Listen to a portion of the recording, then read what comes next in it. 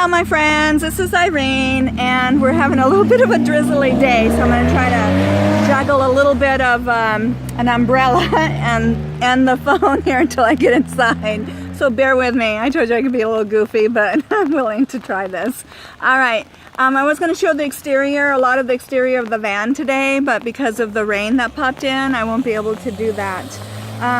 But what I want to do is show you the outside of the van, and then what I'm going to do today is I'm going to talk about where the van came from, okay?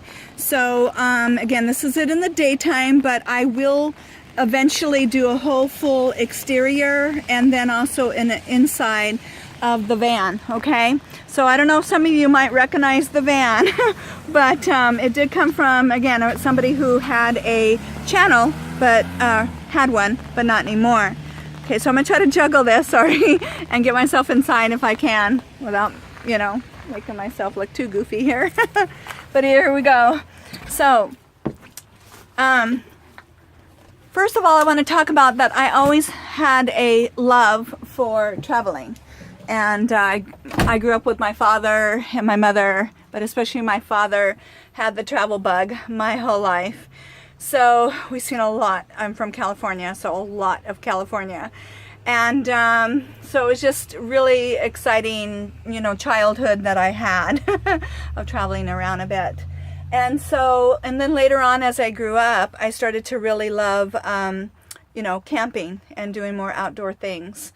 And so when that happened, I'm hoping that the light right behind me won't be too bad from the window. I'll see if I can block it a little bit. All right, so so basically, I grew to love camping and doing all that kind of stuff. And then what happened later on, you know, with my spinal issues and stuff, it made it really, really difficult for me to continue doing the camping, setting up the tents and doing all that kind of stuff. So it really started in the last year and a half. I started to get, you know, more of a passion for RVs and campers, or looking at camper vans, conversions, RVs, anything like that, that I thought that maybe could be a potential for me to be able to get something like that and make traveling and camping quite a bit easier for me. So when that happened, I bumped into, you're probably going to know now what I'm going to say, is HappilyHouseless, his channel. And I just started following him, and so basically, this is his van that I ended up getting. So I'm going to share a little bit of how that happened. So during, you know, watching his channel, watching him fix it up, I just started to, you know, just go, oh my gosh, you know, the way he's fixing it up would be so perfect for me and my dogs. He put that new floor in, he put the, and I'll show you just a little bit, but eventually I'll show you more of it. But see, this is the area where Milo is, and Buster right now is at the vet. He's having an eye checked out, and his heart. But this is the area that that Mark from HappilyHouseless took that seat out, and that was behind the driver's seat, and I thought, oh my gosh, that would be so amazing for my dogs, you know. And so right away I was just like, oh, I love that van. And so then he announced, as some of you know, well, first he met Jess, and then, you know, Jess came out, and then they decided to use, you know, her vehicle, and then he decided to go ahead and sell the Xplorer. So what happened is he ended up selling the Xplorer to well, first he announced he was going to sell it, sorry, and then I tried to make an offer. So when I tried to make an offer, it was on contingent of the sale of my house, but he said he wanted to try to get it sold at the end of September, and I was just barely putting my house on the market early September. So it wasn't, the timing just wasn't right, and I totally understood. And so he went ahead and he sold it to the guy in Texas.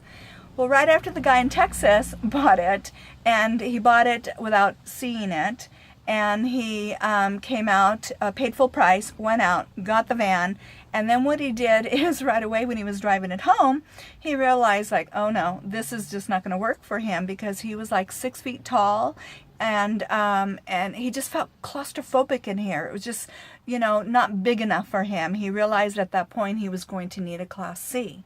So he ended up letting Mark know that, let the other people know that made offers that it's for sale again, because there's just no way he could keep it.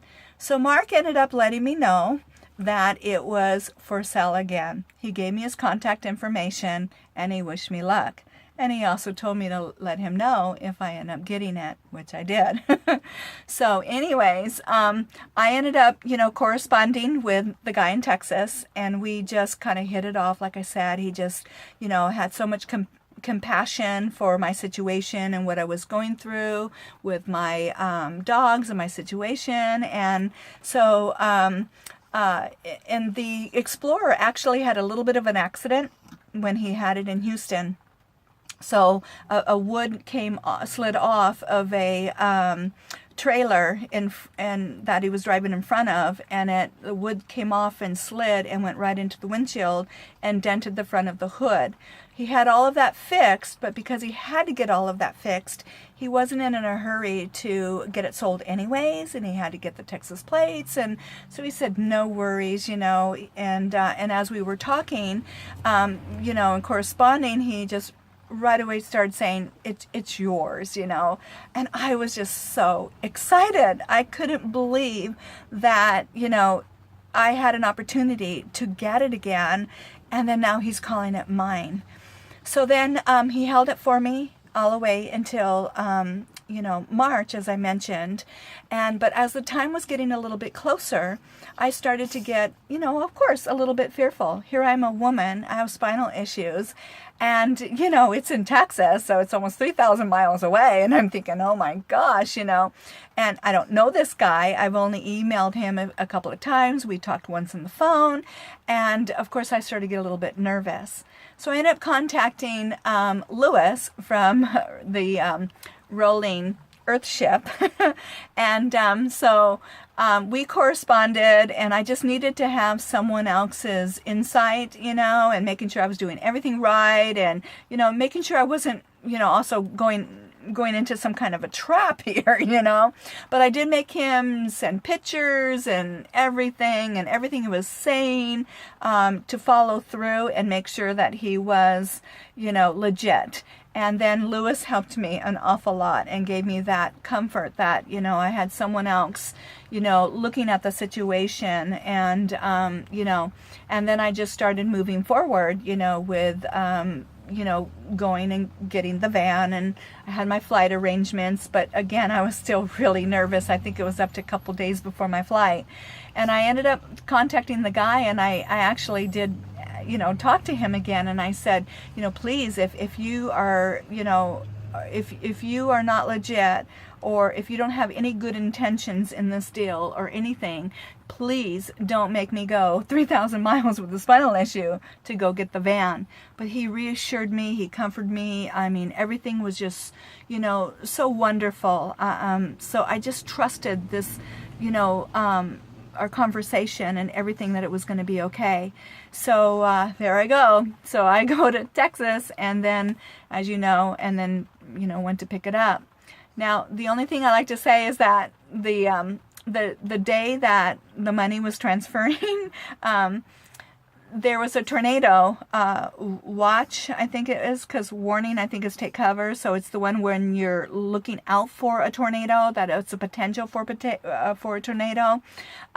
So anyways, I was supposed to sleep in the Xplorer that night, but we decided to stay in the hotel, and because of the storm. And the storm did come through about 3 o'clock in the morning, and it was so intense. And all I could think about was, oh my gosh, am I going to have a van when this storm is over with? So here my money is transferring, and I'm thinking, oh no, is it going to be okay out there? Because I can't explain the intensity of just the wind, and it whipped, and it just, it just kind of, the impact against the hotel, it was incredible. I've never experienced anything like that in my life. So anyways, I go out there and the next day and I'm doing my walkthrough around it, and the van was fine. So everything was good. But we sure got out of Texas fast. We did not want to, stay there because there was another storm coming in later that early evening. And we did get caught in that one a little bit outside of Big Spring, but everything turned out to be okay. We just stayed in a hotel and we were good to go until I got it back here. So anyways, that is the story of how I wound up with Happily Houseless van. And I can't be more excited about it. I can't believe when I saw him fix it up, how much I kept saying, wow, that van would be so perfect for me and my dogs. And it all worked out. And I ended up being the one to get it. And so I've never taken it for granted. It's a special van, to me. It always will be. I just love this van, and I'm so thankful to have it. And so anyways, that's how I ended up having Mark's van from Happily Houseless. Okay? So anyways, gotta watch the time, but I just wanted to give you this little bit of a story of, how that happened. And then Mark was absolutely happy. Him and Jess were happy for me, and so it's just been wonderful. So later on, I'll give you an outside tour. Inside might be a little bit later because of everything I got going on, and it's a little bit messy right now, but I will eventually do that. But anyway, so just wanted to share. That's how I got his van. Okay, so anyways, I love you guys, and I'll talk to you soon, and on hopefully the exterior when our weather clears up again. All right, so love you guys. Talk to you later. Bye bye.